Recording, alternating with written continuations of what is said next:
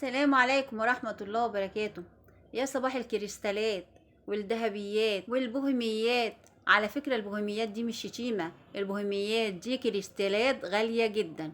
اغلى انواع الكريستال اللي ممكن تشتريه هو الكريستال البوهيمي، وطبعا في كتير قوي مننا عارفينه وفي كتير برضو ما يعرفوش حاجة عنه. النهاردة ان شاء الله في الفيديو ده هنشوف انواع الكريستالات معانا، وهنشوف اطقم الصيني، وهنشوف كل الادوات المنزليه اللي ممكن تشتريها لاي عروسه. وكمان هقولك ايه الحاجه اللي ممكن تشتريها وتدفعي فيها فلوس كتير، وايه الحاجه اللي ما تشتريهاش خالص وما تدفعيش فيها اي فلوس. وكمان هقولك تتعاملي مع البياع ازاي لما تيجي تشتري منه الحاجه علشان ما يضحكش عليك. وكمان هقولك على اسعار حاجات كتيره معانا في الفيديو ده. دلوقتي هسيبكم بقى دقيقة كده تتفرجوا على التحف الفنية الجميلة معانا دي. بجد تحف فنية، حاجات رائعة جدا بصراحة. دي تحف تتحط في شقة أي عروسة، في شقة أي عروسة تحطي تحفة فنية من التحف دي، بجد تبقى حاجة آخر شياكة، آخر شياكة في شقة أي عروسة. بس قبل ما نبدأ يا ريت تدعموني باللايك وبالاشتراك لو الفيديو بتاعنا عجبكم، وترفعوا لنا الفيديو عشان يوصل لأكبر عدد من حبايبنا. نبدأ كده بسم الله. ودخلنا السوق، سوق العتبة. سوق العتبة طبعا سوق مشهور جدا في محافظة القاهرة. طبعا كل الناس جوه القاهرة وبره القاهرة عارفين سوق العتبة كويس جدا. سوق العتبة ده سوق فيه كل حاجة ممكن ان انت تشتريها. وعلى فكرة الاسعار هناك اسعار جملة، اسعار جملة ما تلاقيهاش في اي مكان تاني. طبعا كل ام بتجهز بنتها اول حاجه بتتوجه لها هو سوق العتبة عشان تشتري منه كل مستلزماتها باسعار الجمله يعني. بس انا طبعا ما اقصدش ان احنا نشتري من ده للعروسه، لا، الاسواق دي بيبقى فيها حاجات شعبيه، فيها حاجات شعبيه وساعات بيبقى فيها حاجات برضو كويسه، بس بيبقى فيها بعض الغلطات. فاحنا طبعا لو نشتري العروسه ما ينفعش نشتري لها من الاسواق دي، احنا ندخل طبعا معارض كبيره او المحلات الكبيره عشان نلاقي فيها الحاجه اللي احنا عايزينها، حاجه طبعا تليق بالعروسه بتاعتنا. وفي قلب سوق العتبة هنا هتلاقي مكان تقدري تشتري منه كل اللي انت عايزاه، اسمه حمام التلات. حمام التلات ده في معارض برضو كويسة جدا ومحلات كويسة جدا. وفي كمان في اليمة التانية او في الناحية التانية مكان اسمه درب سعادة. درب سعادة ده هتلاقي فيه برضو محلات كبيرة جدا، وكمان بيكون عندهم اي برند بتسمعي عنه فبتلاقيه موجود هناك في درب سعادة. هما بينزلوا البراندات وكمان بتبقى اسعارهم عالية شوية غير حمام التلات. وطبعا ده ما يمنعش ان انت ممكن في الاسواق دي برضو او في سوق العتبة تلاقي حاجات ممكن ان انت تشتريها، بس هتبقى حاجات للاستعمال العادي. يعني ممكن تجيبي كوبايات، شفاشق لعصاير رمضان، ممكن تجيبي بلاستيكات، ممكن تجيبي معالق، فهتلاقي برضو في حاجات تناسبك وباسعار مخفضة جدا. لكن بقى لما نعوز نجيب حاجة قيمة وتمنها يبقى فيها، طبعا لازم ندخل مكان زي اللي احنا دخلناه ده، معرض كبير طبعا. هتلاقي فيه الحاجات كلها براندات، كلها براندات عندهم حاجات جميلة جدا، وتنفع كمان لاستعمالك الشخصي وتنفع لأي عروسة ممكن تكوني بتجهزيها. طبعا انا ما بتكلمش عن معرض معين لان ده انا مش عاملاه اعلان ولا اي حاجة، انا بتكلم في العموم. في العموم ان احنا لما نكون داخلين نجيب حاجة للعروسة لازم نكون جايبين حاجة قيمة وتمنها فيها. وعلشان كده لازم ندخل المعارض الكبيرة او اي محلات يكون لها اسمها، لان المحل كل ما بيبقى ليه اسم كبير في السوق طبعا بيخاف على اسمه جدا، وبيخاف يجيب اي حاجة تضر اسمه، فما بيجيبش الا احسن حاجة وافضل حاجة في المحلات عنده. ولو فيها اي مشكلة طبعا ما بيعرضهاش للزبون بتاعه او لاي زبون داخله المحل. فده طبعا تشتري من عنده وانتي مطمنه جدا وما تخافيش على اي حاجه تشتريها منه. ولو فيها اي حاجه بعد ما تروحي البيت هتيجي تاني ترجعيها له بكل سهوله، وانتي معاكي طبعا فاتوره الحاجه اللي انتي مشترياها. بصي بقى يا ستي البنات، لما تيجي بقى تروحي تشتري اطقم حلل زي دي، طبعا الحلل اللي قدامنا دي كلها حلل براند، تمام. هتروحي تشتري الحلل بتاعتك دي عشان تشتري، في ناس بتشتري طقم واتنين وتلاتة واربعة، تمام. اللي انا عايزة اقولهولك بقى ان اقل طقم من دول معدي ال10,000 جنيه. طقم ب12,000 و13,000 و14,000 و17,000، وفي طقم كمان وصل ل25,000 في اللطقم اللي انا وريتها لك دي كلها. بس الطقم ب25,000 ده بيبقى شامل كل حاجة، بيبقى فيه الطاسات بتاعته والقلايات بتاعته، وبيبقى فيه قالب الكيك، وبيبقى فيه الجريل بتاعه.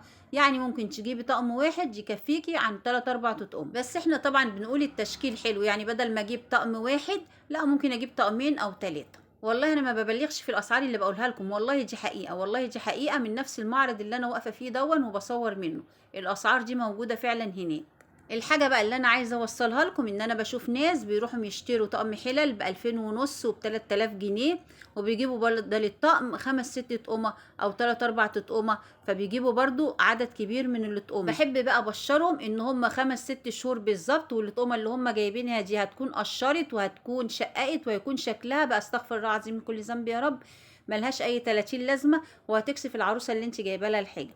لا، انا بدل التلات اربع تطقمه اللي انا هجيبهم، انا ممكن اجيب طقم واحد من الطقمه الغاليه دي، او ادوس على نفسي شويه واجيب طقمين من الغاليين، هيعيشوا مع عروستك العمر كله، وكمان هيشرفوها قدام اهل جوزها، قدام حماتها، قدام اخت جوزها، لو اي حد شاف الطقمه بتاعتها. علشان كده بقولك لما تيجي تجيبي العروسه لازم تدخلي المعارض الكبيره، اولا ليها اسمها وليها سمعتها، وبتخاف على اسمها طبعا وسمعتها، وكمان سعرها بيبقى موحد، يعني مش هتخافي ان هم يعلوا السعر عليكي ولا اي حاجه، زي ما هيقولوا لك على السعر بيبقى هو ده السعر الاصلي بتاع الحاجه، لان طبعا بتبقى الادوات عندهم مسعره وكمان محطوط عليها السعر بتاعها، يعني مفيش فصال ولا الكلام ده خالص. وطبعا دي حاجه هتريحك جدا، هتحسي ان انت ما اتغلبتيش وانت بتشتري الحاجه، لان انت واخده السعر من الاخر، لا في فصال ولا اي حاجه. لكن بقى بالنسبه للمحلات التانية اللي هي بتبقى اقل من المعرض شويه، برضو بيبقى ليها برضو اسمها وكل حاجه، بس دي بيبقى جايبين عندهم زي موظفين كده، او زي شباب ايه صغيرين بيبقوا شغالين معاهم. الشباب دي هقولك تتعاملي معاها ازاي لما تدخلي تشتري من عندهم حاجه، وهقولك هما بيعملوا ايه معاكي اول ما بتدخلي المحل. اول ما بتدخلي المحل عندهم، اول ما بيقابلوكي وبتشوفي حاجه، بتشوفي حاجه عجبتك، تقولي له انا عايزه دي بكام، او بتقولي له سعر دي كام. اول ما بتدخلي بقى عايزاكي تبقي مصحصحه لهم كده، او لو مش كده ممكن تجيبي ورقه وقلم معاكي وتشوفي كل الحاجه اللي انت عايزاها، تسألي على سعر كل حاجة وتكتبيها معاكي، يعني ده بكام، ب1000، طب ماشي بكتب ب1000، ده ب1500 بكتب ب1500، يبقى عرفت كل الأسعار الحاجة اللي قدامي، يعني ما تاخديش سعر حاجة واحدة وتقفي تتكلمي معاه عليها، لأنه كده هو هيفهمك وهيفهم إن أنت هتفاصلي معاه، فلما تيجي تسأليه على حاجة تانية، الحاجة أم 800 هيقولك عليها ب1500، والحاجة أم 1000 هيقولك عليها ب2000، تمام، فهو كده هيفهمك وهيزودلك على سعر الحاجة التانية. فانت خدي كل الاسعار اللي انت عايزاها مره واحده زي ما قلت لك كده، وبعد كده هو هيديلك السعر، يعني حاجه ب1000 جنيه هيقولك ب1400 جنيه، هتقولي له لا دي غاليه جدا، هيقولك لا ما انا هظبط لك السعر وهجيب لك السعر اللي انت عايزاه وما تقلقيش. هيظبط لك السعر يعني ايه بقى؟ يعني هينزل لك الحاجه اللي هي ام 1400 جنيه اللي قالك عليها، نزلها لك لل1000 جنيه اللي هو سعرها الاولاني. فانت بالشكل ده طبعا هتفرحي وهتحسي ان هو خصم لك ده كله، طبعا هو استحاله يخصم لك المبلغ ده كله من الحاجه اللي انت هتشتريها، هو طبعا بيعمل كده عشان انت تديله في النهايه تبس حلو، يعني لما يخصم لك 400 جنيه، شوفي انت بقى هتديله تبس كام في الاخر. فانت خدي الاسعار من معرض واثنين وثلاثه، او من محل واثنين وثلاثه، لحد ما توصلي للسعر الاصلي اللي تقدري تشتري بيه حاجتك وانت مستريحه. طبعا هي المعارض بيبقى سعرها موحد زي ما قلت لكم، لكن بالنسبه للمحلات بيتفاوت بقى من محل للتاني الاسعار بتاعتها، فانت لو عديتي على محل واثنين وثلاثة وانت كاتبه الاسعار، هتوصلي في النهايه للسعر بتاع الحاجه المناسب ليكي والسعر الاصلي اللي هو ما يكونش اوفر طبعا او زياده عن اللزوم.